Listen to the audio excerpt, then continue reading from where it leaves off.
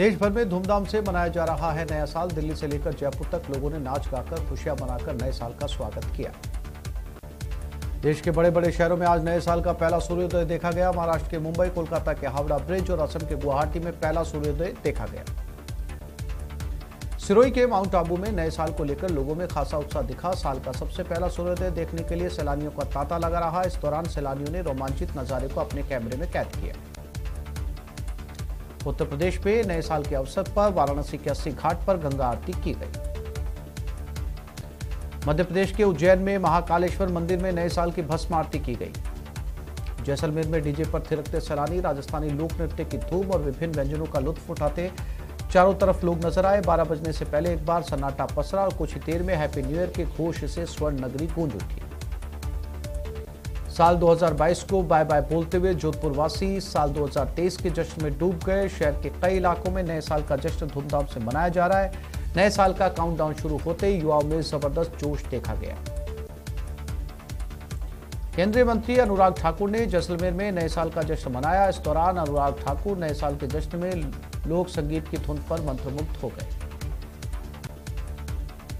पश्चिमी राजस्थान का महाकुंभ कहे जाने वाले बाबा रामदेव मंदिर परिसर 1300 किलो फूलों से सजाया गया, जिसकी वजह से नए साल पर मंदिर में मेले जैसा आयोजन नजर आया। नववर्ष के अवसर पर शराब छोड़ो दूध पियो का संदेश दिया गया। दौसा में जगह जगह नववर्ष की पूर्व संध्या से ही दूध की स्टॉल लगाई गई और लोगों को दूध वितरित किया गया। चूरू नगर परिषद सभापति पायल सैनी ने नवाचार करते हुए 31 दिसंबर की शाम को नए साल की शुरुआत हुई। शराब नहीं दूध के साथ कार्यक्रम का आयोजन किया गया।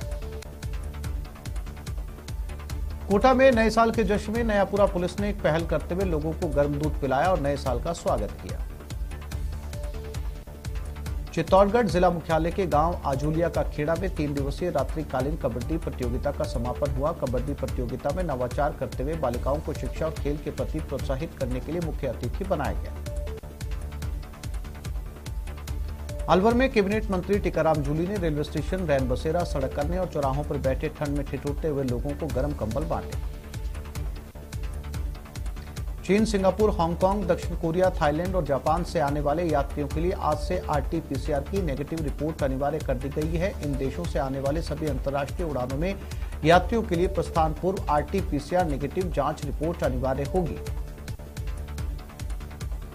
दिल्ली और आसपास के इलाकों में भूकंप के झटके महसूस किए गए। इसका केंद्र हरियाणा के झज्जर में था और इसकी गहराई जमीन से 5 किलोमीटर नीचे थी। भूकंप की तीव्रता 3.8 मापी गई।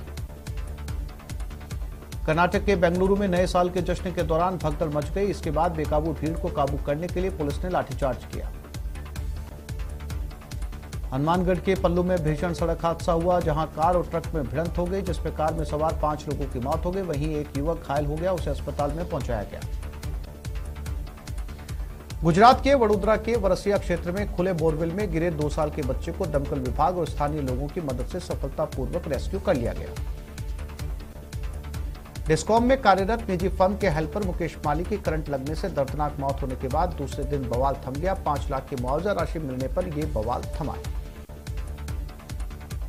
टोंक में नए साल के सेलिब्रेशन में अश्लील डांस करवाया गया। कार्यक्रम में पालिका अध्यक्ष और प्रशासनिक अधिकारियों की भी मौजूदगी रही। इससे लोगों में काफी नाराजगी है। अलवर के तिराहा थाना इलाके में 6 लोगों ने बाइक सवार 2 युवकों पर हमला कर दिया, जिसमें एक युवक की मौत हो गई। वहीं पुलिस ने मामला दर्ज कर जांच शुरू कर दी। अलवर जिले के बड़ौदा में इलाके में आपसी कहासुनी के बाद रंजिश में एक पक्ष ने दूसरे पक्ष पर गोलीबारी की। इसमें 2 युवक घायल हो गए। एक युवक की हालत गंभीर है, इलाज जारी है। अलवर में नए साल के जश्न में हॉस्टल के छात्रों ने जमकर हुड़दंग किया। छात्रों ने सड़क पर शर्ट उतारकर डांस किया और लोगों पर पथराव भी किए। मौके पर पहुंची पुलिस ने 6 छात्रों को हिरासत में लिया। टोंक में एक ट्रैक्टर ट्रॉली बेकाबू होकर पलट गई, जिसमें ट्रैक्टर चालक गंभीर रूप से घायल हो गए। इस दौरान रास्ते से गुजर रहे पूर्व विधायक शत्रुघ्न गौतम ने उन्हें अस्पताल पहुंचाया।